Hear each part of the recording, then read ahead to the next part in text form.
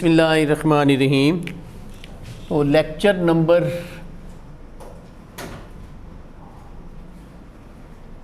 17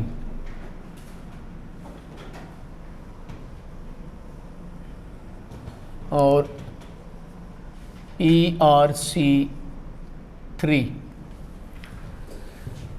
chapter हमारा कौन सा चल रहा है भाई? ये चैप्टर 4 है, ऐसे ही है ना।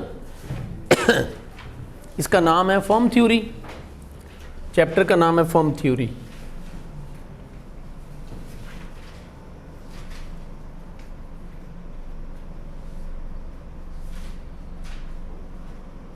चैप्टर नंबर वैसे ये कौन है, कौन सा है?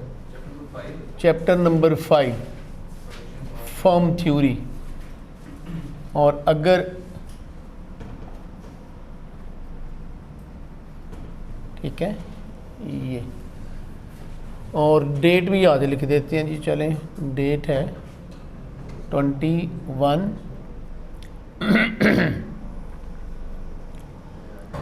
8 और 23।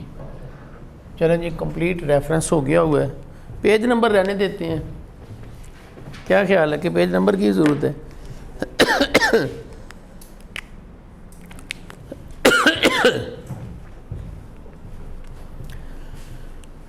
जी, तो हमने परफेक्ट कंपटीशन,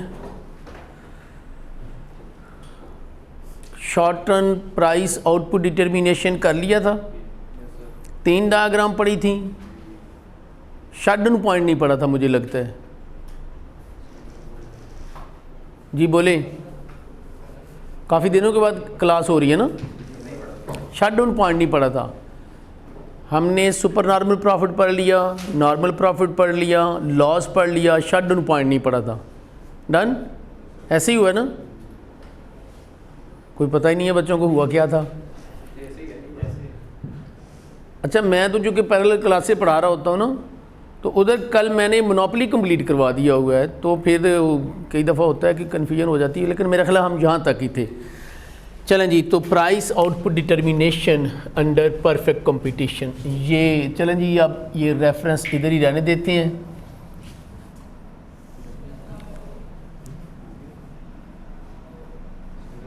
परफेक्ट कंपटीशन हम पढ़ रहे थे।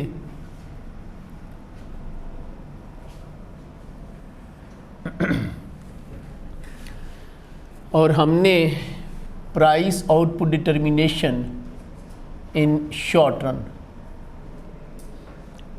Price output determination in short run, इसमें पहली 3 सिचुएशन हमने कर ली थी, super normal profit, normal profit और लॉस की, और शट डाउन पॉइंट हमने छोड़ दिया था। तो आज हम शट डाउन पॉइंट से शुरू करते हैं। शट डाउन पॉइंट या shut down situation.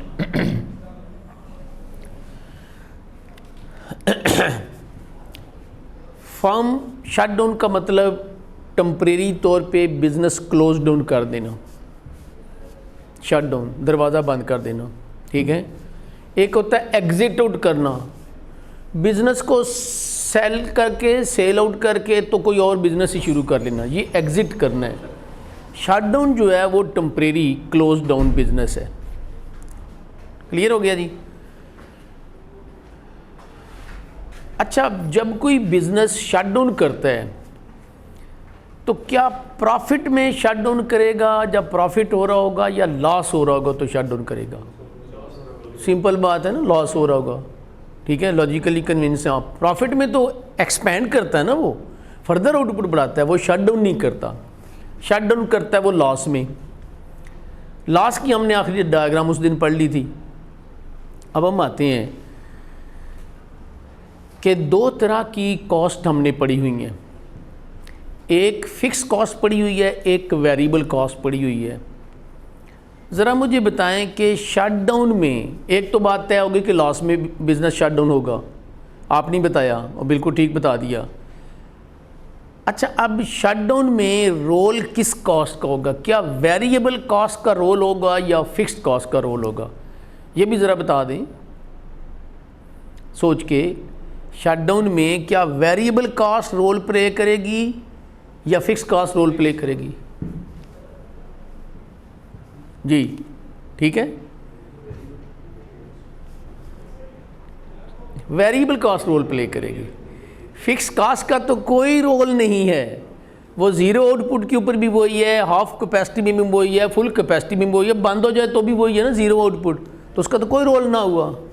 Fix cast का कोई रोल नहीं है, तो जो रोल प्ले करेगी कास्ट वो वेरिएबल कास्ट होगी।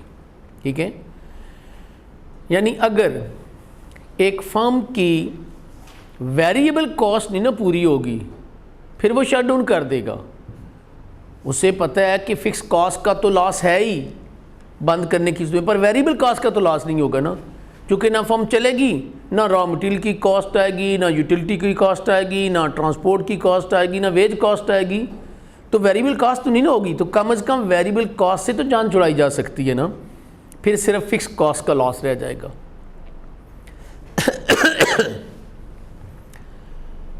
अब हमारे यहाँ पाकिस्तान में शटडाउन की बेताशा एग्जाम्पल होती हैं। मसलन फैसलाबाद की वो इंडस्ट्री जो सुई गैस के ऊपर चलती है, टेक्सटाइल इंडस्ट्री है, उसको दिसंबर जनवरी में गवर्नमेंट गैस देना बंद कर देती है ताकि डोमेस्टिक सप्लाई जो है वो गैस की चलती रहे।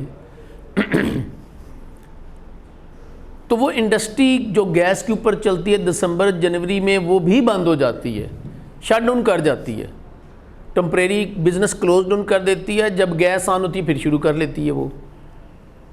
क्या वो इंडस्ट्री गैस की बजाय फर्नेस ऑयल के ऊपर नहीं चल सकती है? क्या वो बिजली के ऊपर नहीं चल सकती है? चल सकती है ना, वो भी तो एनर्जी का सोर्स ही है ना, उसने पहिया ही चलाना ना, गैस से पहिया चला लें आप, उससे बिजली से पहिया चला लें आप, फर्नेस ऑयल से पहिया चला लें, ऐसे ही है ना, मशीन चलानी है ना, तो किसी भी एनर्जी के सोर्स से चलाई जा सकती है ना, सोलर से भी चलाई जा सकती है, विंड से भी चलाई जा सकती है। लेकिन वो इंडस्ट्री बंद कर देते हैं। क्यों बंद कर देते हैं?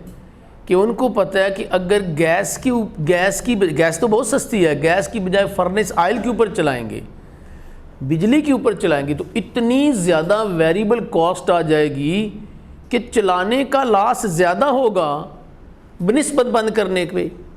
बंद करने से तो फिर सिर्फ फिक्स कॉस्ट का लॉस होगा ना, चलाने से वेरिएबल कॉस्ट का भी लॉस हो जाएगा, फिर वो फर्म को बंद कर देते हैं। तो इस सिचुएशन को हम बोलते हैं शट डाउन पॉइंट।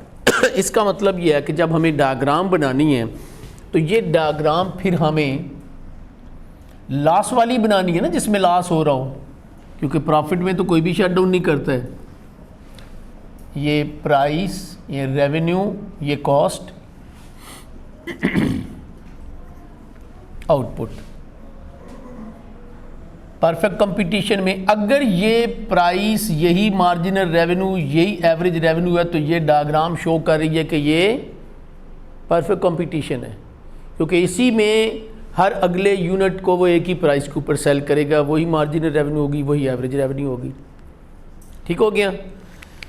अब फर्म के इक्विलिब्रियम की कंडीशन हमें पता है कि जहाँ पे, अब चूँकि ये हम शॉर्ट टर्म पढ़ रहे हैं, short term marginal cost marginal revenue के बराबर होगी, ये फर्म का इक्विलिब्रियम होगा और ये वो आउटपुट प्रोड्यूस करेगा, ये वो प्राइस चार्ज करेगा। इसमें टोटल रेवेन्यू OPEQ होगी। ये वही डायग्राम है ना अभी तक जो हमने लास्ट डे बनाई थी, बेस डायग्राम वही है। अब अगर मैं इसकी कॉस्ट जो है वो ये ऊपर ड्रा कर देता हूँ, जैसे ये,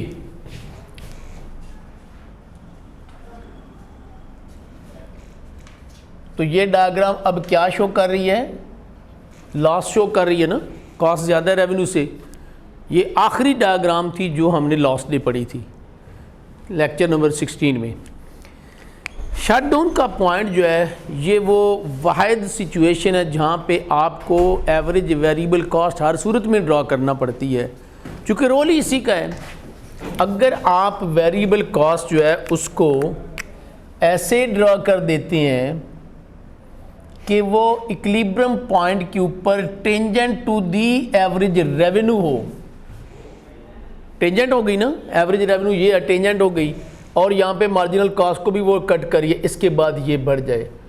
short term average variable cost ये शो कर रही है कि ये अब जो ई पॉइंट है, जो इक्विलिब्रियम पॉइंट है, वो इनफैक्ट शटडाउन का भी पॉइंट यही है। ठीक है, शटडाउन का पॉइंट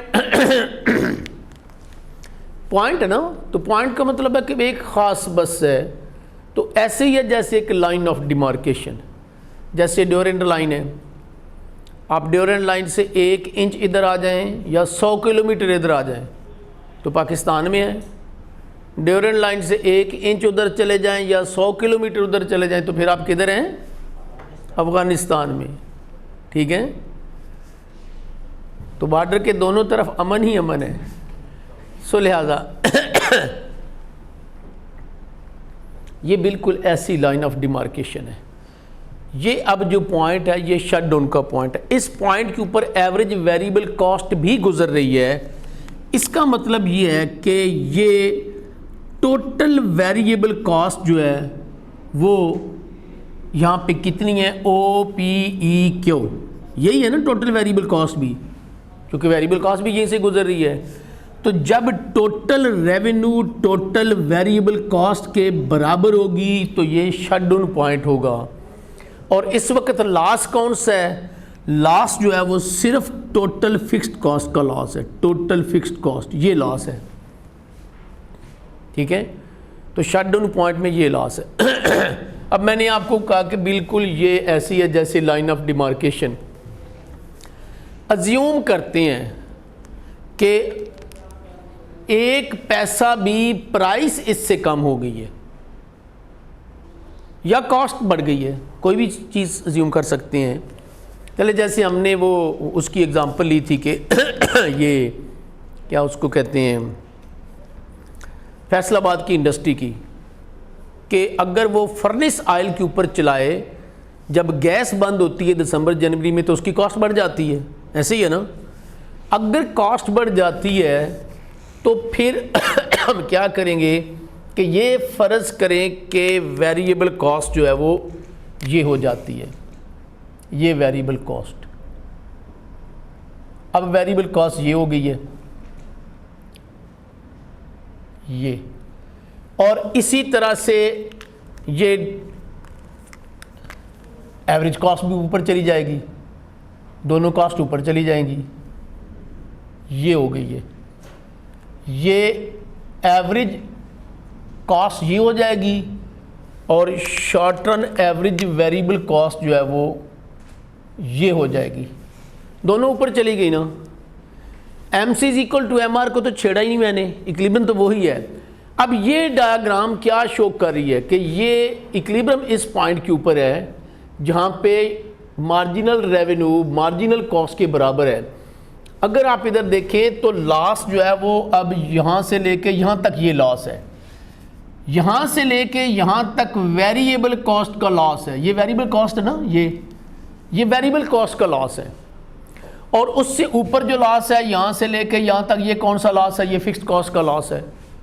वो भाई ये फॉर्म अगर बंद कर दे तो वेरिएबल कॉस्ट तो नहीं ना आएगी, फिर कौन सी रह जाएगी? सिर्फ फिक्स्ड कॉस्ट। तो 1 पैसा भी अगर कॉस्ट बढ़ जाती है या प्राइस कम हो जाती है तो फिर ये फर्म बंद है। इसके बरक्स अगर 1 पैसा भी कॉस्ट कम हो जाती है, एवरेज मार्जिनल रेवेन्यू से एवरेज रेवेन्यू से नीचे आ जाती है, तो फिर 100% जो है वो वेरिएबल कॉस्ट कवर कर रहा होगा प्लस 1 पैसा फिक्स कॉस्ट का भी कवर कर रहा होगा, तो फिर ये फर्म चलती रहेगी। तो इनफैक्ट यही जो है वो लाइन ऑफ डिमार्केशन, यही जो है वो शटडाउन का पॉइंट है, जिसके ऊपर जो जितनी टोटल रेवेन्यू है इतनी टोटल वेरिएबल कॉस्ट है। जो लॉस होगा वो सिर्फ जो है वो टोटल फिक्स कॉस्ट का लॉस होगा। ठीक हो गया जी। चलें जी, ये जो मैंने ये डॉटेड लाइनें दी हैं ये आपको समझाने के लिए, बुक में बस सिर्फ ये शटडाउन पॉइंट यहाँ तक बना होता है, ज़रूरत नहीं होती है वैसे, बाकी हम टेक्स्ट में लिख देते हैं। चलें जी, अब हम आते हैं price output determination in long run.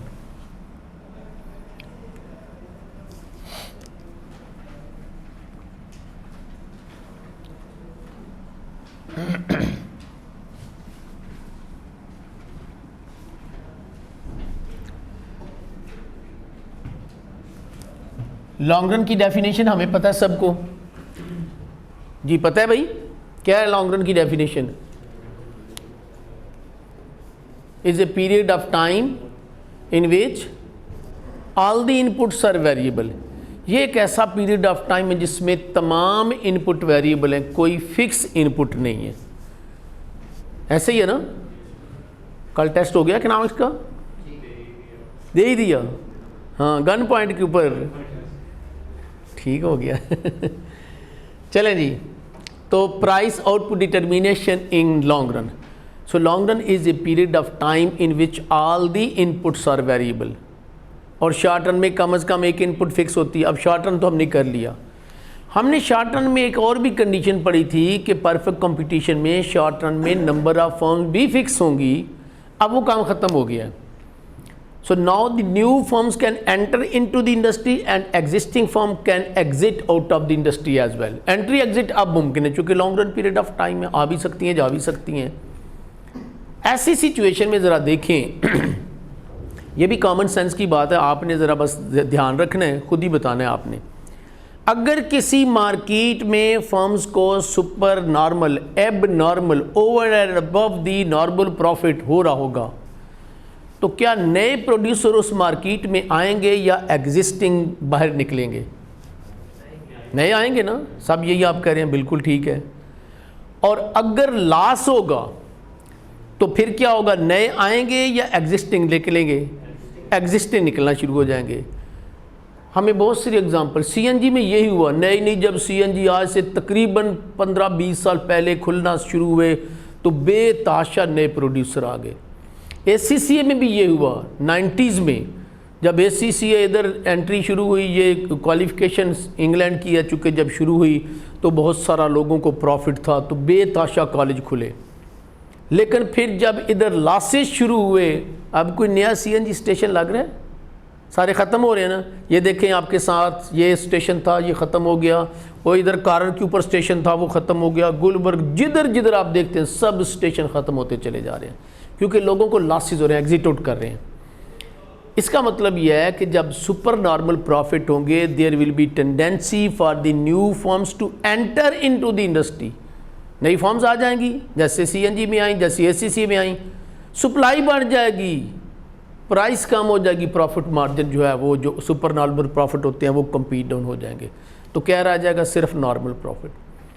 और अगर लॉसेज होंगे तो एग्जिस्टिंग फॉर्म एग्जिट आउट करना शुरू कर देंगी, अगेन सप्लाई कम हो जाएगी, प्राइस बढ़ जाएगी, सिर्फ नॉर्मल प्रॉफिट रह जाएंगे। अब जो एसीसीए के कॉलेजेस, बल्कि कॉलेजेस क्या कॉलेज चल रहा है, वो सिर्फ नॉर्मल प्रॉफिट में चल रहा है।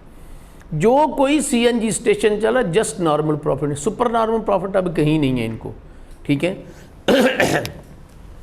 तो इसका मतलब ये है कि फिर लॉन्ग रन में सिर्फ और सिर्फ क्या होगा? नॉर्मल प्रॉफिट, सिर्फ नॉर्मल प्रॉफिट होगा।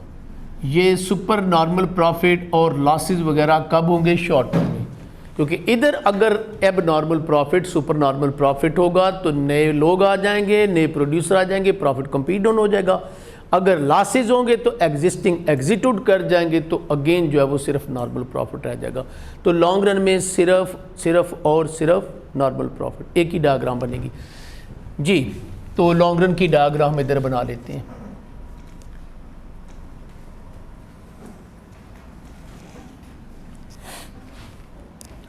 Price, revenue, cost.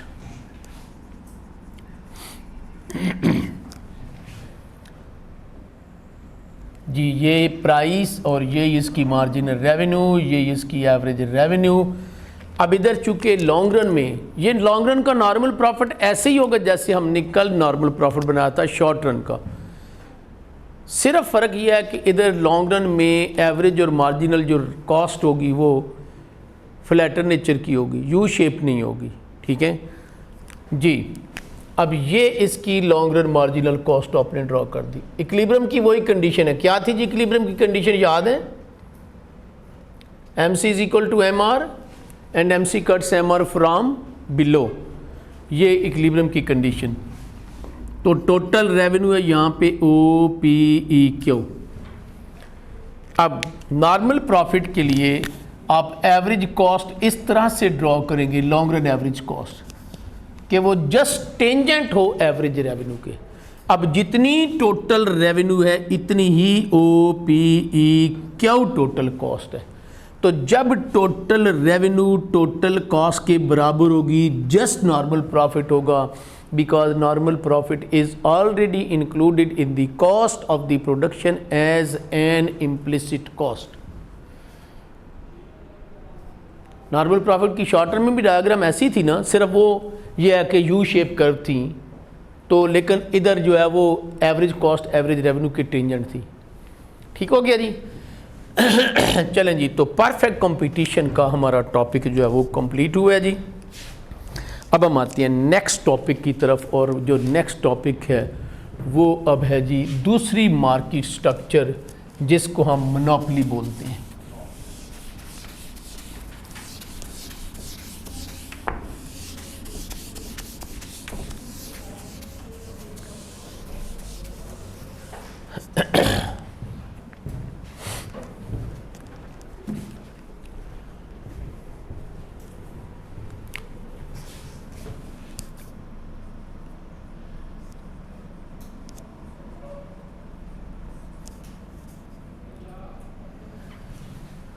Perfect competition के बिल्कुल अगेंस्ट अपोजिट ये मार्केट फॉर्म है मोनोपोली। तो मोनोपोली क्या चीज़ है? Is a market structure dominated by a single producer which control whole supply of the product. एक ऐसा प्रोड्यूसर जिसको अकेला है, that controls whole supply of the product which has no close substitute, और उसके प्रोडक्ट का कोई क्लोज सब्स्टिट्यूट नहीं है। यही पढ़ी थी ना हमने डेफिनेशन। चलें जी, अब हम आते हैं जी मोनोपोली के ज़रा करैक्टरिस्टिक्स को भी देख लेते हैं।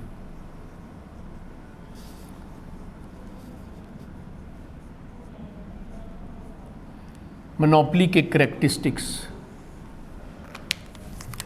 नंबर 1, नंबर ऑफ प्रोड्यूसर्स या सेलर्स जी कितने होंगे? कितने सेलर्स होंगे भाई? इधर अकेला सेलर होगा। ठीक है। नेचर ऑफ द प्रोडक्ट, इसका प्रोडक्ट कैसा होगा? यूनिक प्रोडक्ट होगा जिसका कोई क्लोज सब्स्टिट्यूट नहीं मार्केट में। परफेक्ट कंपटीशन में तो हर एक के पास एक जैसा प्रोडक्ट है ना, आइडेंटिकल होमोजीनियस। इधर यूनिक प्रोडक्ट है। ठीक है। कंट्रोल ओवर सप्लाई, इसका सप्लाई के ऊपर कंट्रोल है, कोई कंपैटिटर नहीं है इसका, अकेला ही ये सप्लाई देता है। ठीक है। जैसे फार्मर PTCL अकेला प्रोड्यूस करता था ये जो कॉल। ठीक है। वापडा अकेला प्रोड्यूसर, के इलेक्ट्रिक कराची में अकेला प्रोड्यूसर है एनर्जी बिजली का। इसी तरह से डच टेलीकॉम है, US स्टील है, अकेला प्रोड्यूसर है। ICAP है पाकिस्तान में, ICMA है। ये इनफैक्ट सब मोनोपोलीज हैं। फिर प्राइस मेकर, परफेक्ट कंपटीशन क्या था? प्राइस टेकर फर्म थी, ये प्राइस मेकर है। ये अकेला ही प्रोड्यूसर है, तो फर्म भी खुद ही है और मार्केट भी खुद ही हुआ ना। फिर ऐसे ही है ना, ये अकेला ही मार्केट है और फर्म भी खुद ही है। अगर ये मार्केट से एग्जिट आउट कर जाए तो मार्केट ही ख़त्म हो गई, क्योंकि था ही अकेला। ऐसे ही है ना। और अगर कोई नया आ जाए तो फिर भी मोनोपोली ख़त्म हो गई। फिर अगर 2 होंगे तो डोपली होगी, फ्यू होंगे तो ओलिगोपोली होगी, ज़्यादा होंगे तो फिर मोनोपोलिस्टिक कंपटीशन और परफेक्ट कंपटीशन होगा। तो ये अकेला ही है, अकेला ही रहेगा। ये प्राइस मेकर है, अपनी मर्ज़ी की प्राइस चार्ज करेगा, जब चाहेगा प्राइस को कम कर देगा। कब प्राइस को कम करेगा? जब सेल बढ़ानी है तो प्राइस को कम कर देगा। सारे लोग ऐसे ही करते हैं ना, मोनोपोलिस्टिक कंपटीशन के लोग, ओलिगोपोली के लोग भी और मोनोपोली के भी। जैसे उस जब ये सीज़न ऑफ सेल लगाते हैं 70% ऑफ, 50% ऑफ, तो सेल बढ़ जाती है ना, तो ये प्राइस को कम कर देते हैं। प्राइस मेकर है, और अगर इसने प्राइस को बढ़ाना है फिर सप्लाई को कम कर देगा। एट ए टाइम दो काम नहीं कर सकेगा कि सप्लाई भी बढ़ जाए प्राइस भी बढ़ जाए, नहीं, एक ही काम हो सकेगा। ठीक है। फिर इसका एक करैक्टरिस्टिक्स जो है वो होता है जी प्राइस डिस्क्रिमिनेशन। ये प्राइस डिस्क्रिमिनेशन करता है। It charges differentiated prices of the same product. अब प्राइस डिस्क्रिमिनेशन हमने डिटेल में पढ़ना है। ठीक है। इसी टॉपिक में यहाँ पे थोड़ा सा बस डेफिनेशन कर लेते हैं, एक दो एग्जांपल ले लेते हैं। जैसे वापडा प्राइस डिस्क्रिमिनेशन करता है। वो अपने इलेक्ट्रिक यूनिट की हाउस होल्ड से रेट और लेता है, कमर्शियल से और लेता है ना, वो बहुत ज़्यादा रेट होता है, इंडस्ट्री से और रेट लेता है, एग्रीकल्चर ट्यूबवेल से सबसे लोएस्ट रेट लेता है। हालांकि यूनिट तो उसका है कि उसके ऊपर कॉस्ट भी एवरेज एक ही आ रही होती है, पर वो हर एक से मुख्तलिफ रेट लेता है। इसको हम बोलते हैं price discrimination, charging differentiated prices of the same product. Detail में हम ये टॉपिक पढ़ेंगे इंशाल्लाह, फिलहाल बस इसको इधर ही रहने देते। और ये हमेशा मोनोपोली प्रोड्यूसर करता है जी, गवर्नमेंट के अंदर रेगुलेटेड है। मतलब वापडा एक अदारा है ना, बिल्कुल प्योरली गवर्नमेंट नहीं है, ऑटोनोमस है। वैसे प्योरली गवर्नमेंट नहीं होती है, ऑटोनोमस है तो, लेकिन under the rules and regulation of government ही चलती है। जैसे ये भी आई कैब भी गवर्नमेंट तो नहीं है, लेकिन आई कैब के अगर आप टेलीफोन नंबर देखें तो गवर्नमेंट के नंबर से शुरू होते हैं, 92 वगैरह से यूँ करके शुरू होते हैं, 9 से शायद। ये भी एक रेगुलेटेड अथॉरिटी है जो अंडर दी ऑर्डिनेंस बनी है ना। एक तरफ एक दुकान है वो तो बिल्कुल प्राइवेट है ना। ठीक है। तो ये भी एक तरह के ऑटोनोमस बॉडीज़ हैं। चलें जी, इसके बाद हम आते हैं जी ये एंट्री बैरियर। तो ये मोनोपोली प्रोड्यूसर जो है ये मुख्तलिफ तरह के एंट्री बैरियर्स इरेक्ट करता है। किसी नए प्रोड्यूसर को मार्केट में नहीं आने देता। ये वो एंट्री बैरियर कौन कौन से हो सकते हैं? जैसे legal barrier,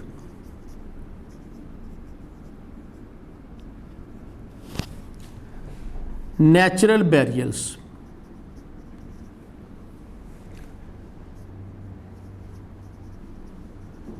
economies of scale के बैरियर। कई तरह के बैरियर हो सकते हैं। लीगल बैरियर तो मोनोपोली प्रोड्यूसर कई दफ़ा ऐसे करते हैं कि अपने प्रोडक्ट के लिए कोई लीगल शेल्टर ले लेता है। जैसे ये मार्कर है तो इसके ऊपर ये और लिखा होता है, डॉलर और, रजिस्टर्ड ट्रेडमार्क है। आप इस तरह का मार्कर बना के इस नाम से सेल नहीं कर सकते, उसने रजिस्टर करवा लिया है। लीगल बैरियर हो गए, लीगल शेल्टर ले ली हुई है उसने। ठीक है। फिर एक कॉपीराइट होते हैं। एक ऑथर जब एक बुक लिखता है तो उसके वो कॉपीराइट ले लेता है। अब आप उसकी बुक को कॉपी नहीं कर सकते हैं, उसने कॉपीराइट ले लिए हुए हैं, लीगल एक जो है वो उसने शेल्टर ले ली हुई है, आप उसको कॉपी नहीं कर सकते हैं। तो यूँ ये फिर मोनोपोली अपनी क्रिएट कर लेते। एक नेचुरल बैरियर्स होते हैं। जब एक मोनोपोली प्रोड्यूसर जो है किसी नेचुरल प्रोडक्ट के ऊपर उसको एक्सक्लूसिव राइट्स मिल जाते हैं या वो ले लेता है। जैसे डी बियर्स कंपनी है, साउथ अफ्रीका बेस्ड कंपनी है, डायमंड की कंपनी है ये। साउथ अफ्रीका में जितने भी डायमंड के माउंटेन हैं सब इसने परचेज किए हुए हैं। सो लिहाजा ना किसी के और के पास माउंटेन ऐसे हैं ना इसके कोई कंपेटिटर है, तो मोनोपोली हो गई। लाहौर में वासा वाटर एंड सैनिटेशन एजेंसी, उसकी मोनोपोली है। पानी की पंपिंग और डिस्ट्रीब्यूशन और कोई नहीं कर सकता है। इसी तरह से JUTE जूट एक प्रोडक्ट है, कभी बात की इसके ऊपर?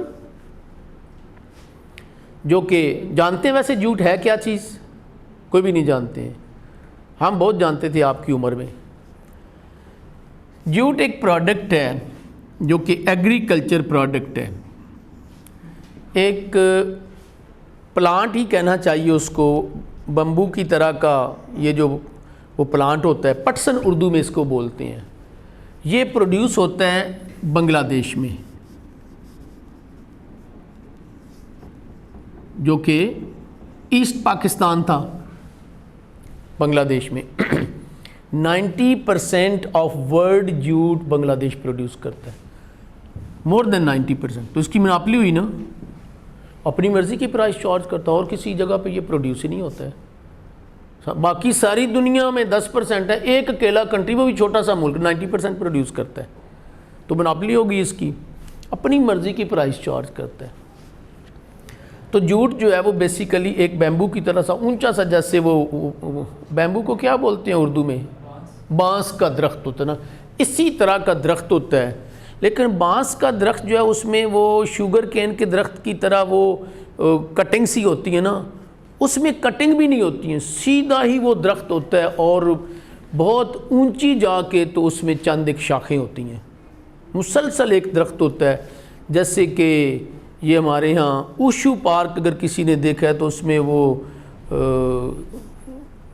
दरख्त होता है एक, ये जिसकी लकड़ी बनती है बड़ी अच्छी किस्म की जो लकड़ी होती है, देआर की लकड़ी, ठीक है, वो भी आप दरख्त देखें ना, ऊंचा लंबा दरख्त है और दरमियान में कोई टहनियाँ नहीं है, आखिर के ऊपर जाके टहनियाँ होती हैं इसी तरह का, लेकिन ये पतला होता है, इसकी मोटाई ज़्यादा नहीं होती है।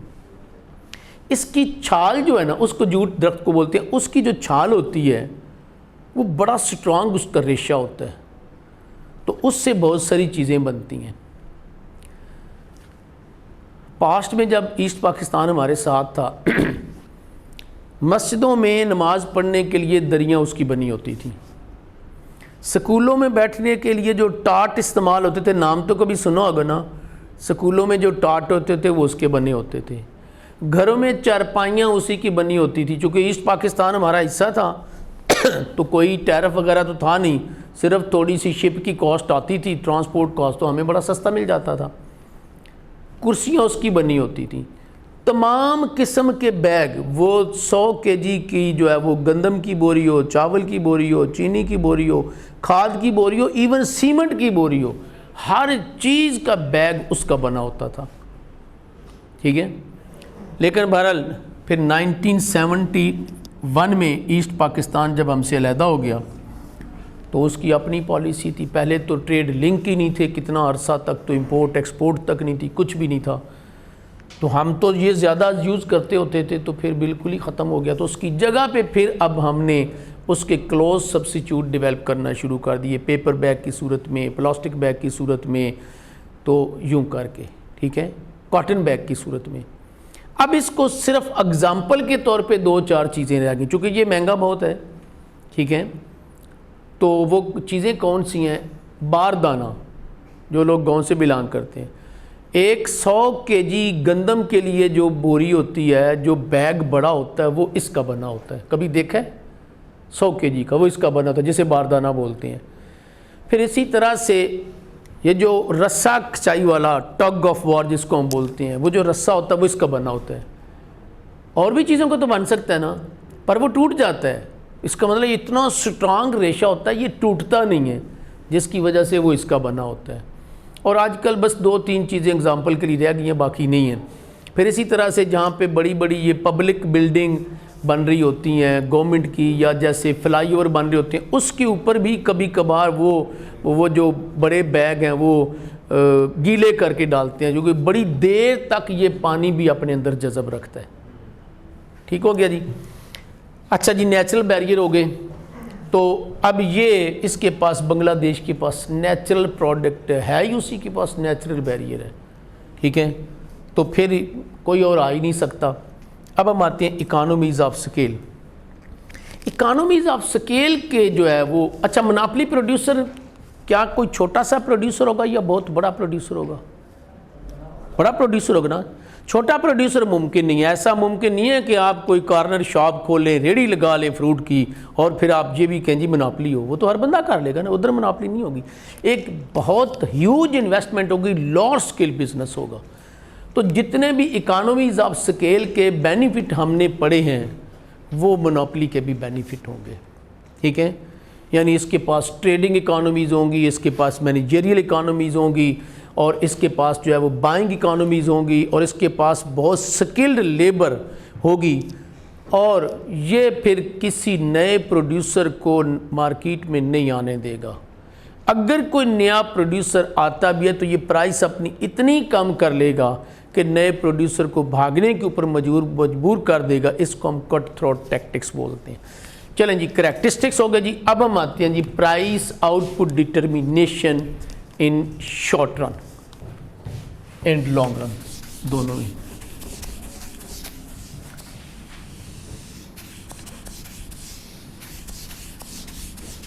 हमने इसके करैक्टरिस्टिक्स पढ़ लिए। अब आप मुझे बताएं कि ये जिस तरह की सिचुएशन इस प्रोड्यूसर के लिए हमने पढ़ी है, क्या इसको लॉसेस के चांसेस होंगे? नहीं ना। उसकी वजह यह है कि एक तो अकेला प्रोड्यूसर है, उसका कोई कंपैटिटर नहीं है,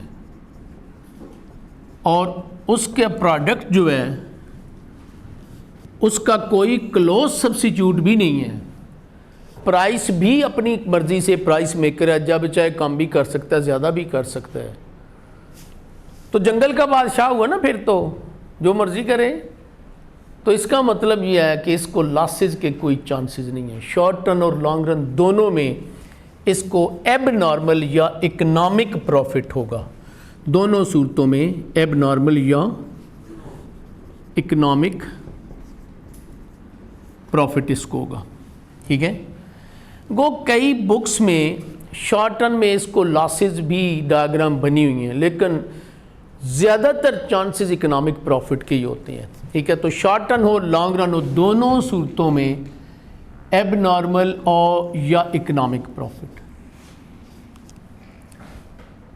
प्राइस, रेवेन्यू, कॉस्ट, आउटपुट। इधर एवरेज और मार्जिनल रेवेन्यू कैसे होगी जी मोनोपोली में? जी falling downward from left to right. ये एवरेज रेवेन्यू, ये उसकी करस्पॉन्डिंग मार्जिनल रेवेन्यू। ये रेवेन्यू ये शो कर रही है कि ये परफेक्ट कंपटीशन नहीं है, या मोनोपोली है या मोनोपोलिस्टिक कंपटीशन है या ओलिगोपोली। हम अब पढ़ रहे हैं मोनोपोली को, ठीक हो गया जी। अब यहाँ पे ये मैं सिर्फ मार्जिनल कॉस्ट ड्रॉ कर रहा हूँ, क्योंकि शॉर्ट रन और लॉन्ग रन और दोनों में ही इकोनॉमिक प्रॉफिट है। अगर फ़र्ज़ करें कोई शॉर्ट रन पूछे तो इसके साथ एसएमसी लगा दें, लॉन्ग रन पूछता तो एलएमसी लगा दें, ठीक है। एसएल लगाने से वो शॉर्ट रन या लॉन्ग रन बन जाएगा। इक्विलिब्रियम इस पॉइंट के ऊपर होगा जहाँ पे MC is equal to MR and MC cuts MR from below. ये इक्विलिब्रियम होगा। प्राइस एवरेज रेवेन्यू होती है या मार्जिनल रेवेन्यू? एवरेज रेवेन्यू होती है ना, मार्जिनल रेवेन्यू तो नहीं होती। आप इसको एवरेज रेवेन्यू तक एक्सटेंड करें, वो ये प्राइस चार्ज करेगा या वो ये प्राइस चार्ज करेगा। तो ये प्राइस, ये आउटपुट, तो इसकी जो टोटल रेवेन्यू होगी वो ओ पी ए क्यू, ये टोटल रेवेन्यू होगी। ये डायग्राम हमने पहले बनाई हुई है ना, जब हम अपने price output determination imperfect competition में स्टडी किया था, बनाई हुई है ना ये डायग्राम। ये वही डायग्राम, सेम पॉइंट मैंने दिए हैं, पॉइंट भी वही रखे हैं, कोई चेंज नहीं किया। अब इकोनॉमिक या एब नॉर्मल प्रॉफिट कब होगा? जब एवरेज कॉस्ट एवरेज रेवेन्यू से नीचे होगी। ऐसे ही है ना, तो आप इसकी एवरेज कॉस्ट जो है वो यूँ बना लें, ये एवरेज कॉस्ट, और या इसके बाद ये एवरेज कॉस्ट बढ़ जाए। इसका मतलब ये है कि अब इस आउटपुट की average revenue per unit revenue तो ए क्यू है, तो कॉस्ट कितनी है? बी क्यू है। ऐसे ही है ना। या कॉस्ट चूंकि हम इधर मेजर कर रहे हैं तो ये ओ सी कॉस्ट है, तो टोटल कॉस्ट कितनी होगी? टोटल कॉस्ट हो गई ओ सी बी क्यू। ये टोटल रेवेन्यू, ये टोटल कॉस्ट, तो ये फिर प्रॉफिट हुआ ना, ये इसका सुपर नॉर्मल प्रॉफिट हुआ। शेडेड एरिया, ठीक है। So profit is equal to total revenue minus total cost PABC, ये एरिया इसका सुपरनॉर्मल प्रॉफिट का हुआ। डन हो गया जी। चलें आज मेरा ख्याल है इसको यहीं तक रहने देते हैं, ठीक है। चलें ओके जी, अल्लाह हाफिज़।